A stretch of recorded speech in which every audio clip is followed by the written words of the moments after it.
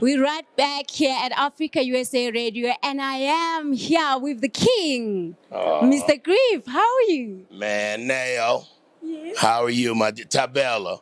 Oh, bello the God. How about that? Did I say perfect? Did I say- I feel like you petty. I feel like Limpopo is in my mind I'm Zulu, right? But my second favorite province is Limpopo. Oh, wow. Mashabella Papau. You know Papau. Yes. Mashabella's took us to the rural. As soon as we landed, we went straight to Limpopo. O.R. Tombo, she got her hair braided, straight to Limpopo Easter weekend. Yeah. We get there, he takes us to Polokwane, and then he goes 2 hours west to Sanine. Rural. Man.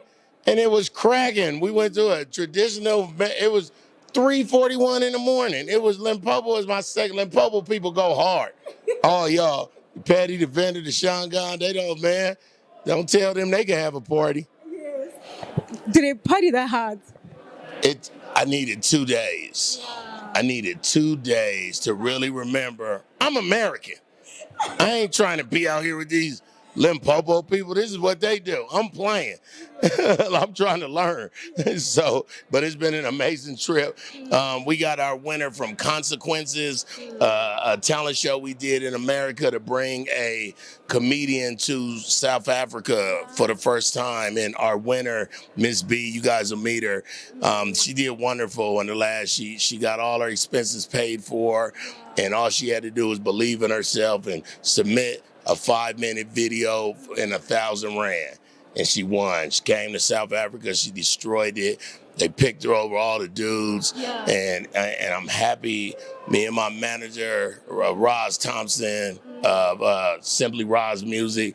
This is something we've been talking about. I've been talking about the people from here years because American comedians and creatives, not just comedians, they need to come over here and see that, man, y'all got jazz people and I'm a piano is cracking, and you know what I'm saying? Like, man, let me get on the mic. Like, so it's very important for me to create the bridge that we are. And here's what no white person will never teach us. They never gonna say, you should go to Africa and you gonna be okay. Because we home. We welcome everywhere. People say, oh, my American brother, welcome home. Like everybody keeps saying, welcome home. And for me, it's welcome back home. You know what I'm saying? But it's not just the Ubuntu. It's we Africans. They call us African Americans, but the white people call us that. We never had no Africans tell us what we are. If you ask somebody in America, where you from? They're going to say New York, L.A., Detroit. If you ask somebody out here, where you from? They're going to be like, I'm Mpumalanga. And then my daddy is Petty and my mom is Zulu, so I speak about 7 languages, you know? So I want to kill the stereotype that say it ain't beautiful presenters that's out here that don't have a team of people that's making deals and making folk, you know, shout out to you and your team for being persistent and saying, look, we not trying to bother y'all. We just would really appreciate, you know, he American, he done came over here, he performing, and we journalists. So let us chop it up with him. So we absolutely love that we was able to set this up. And I'm so grateful and thankful to be in this country and people will want to interview me. How about that? Most definitely. Who doesn't want to interview you? Don't do that. I don't know. Most definitely. So I just want to talk about your career in particular. Yes. So what inspired you to actually pursue a career in comedy, especially in the whole comedy where like you bring the faith, the philanthropy, and also the humor? Well, for me, I wanted to be a comedian since I was 3, nah? And my mother worked at the senior citizens of the old folks' homes. Yeah. And she would put the old people, all the Googles and the Malumes, she would put them in a half a circle.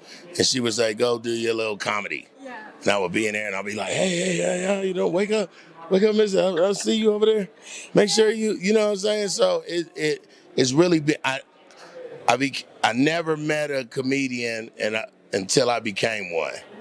You know what I'm saying? So I had no examples and I had no uncle or somebody to say, oh, when you first start, you got to do. So in this comedy game, it's very lonely and isolated. So you spend a lot of time with God.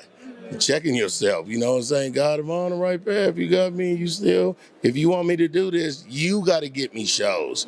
I don't know how to get shows. It's the gift that you said I could have. You know? Yeah.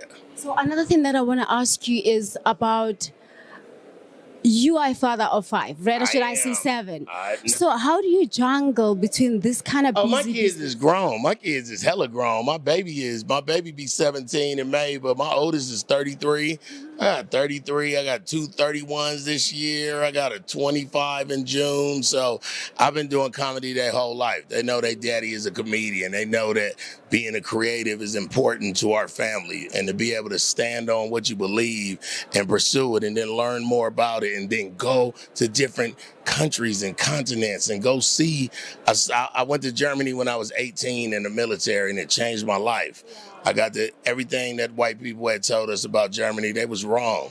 It was absolutely wrong. So then I started learning more. So then I would go to Czechoslovakia on a weekend, and then I would go to Copenhagen, and then I would shoot to Amsterdam, and then catch a train from Amsterdam and go to Paris and all.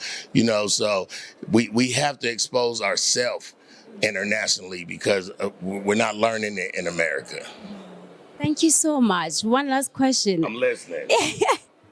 Thank you so much for listening. One last question. I just want to know, I know this is a very busy industry, and you just have this voice that is so how can I explain it? It's very unmistakable. And then how do you maintain that? And even your energy, how do you maintain that? You know, first of all, I thank God. I've had this voice my whole life, and people used to talk about me and laugh at me.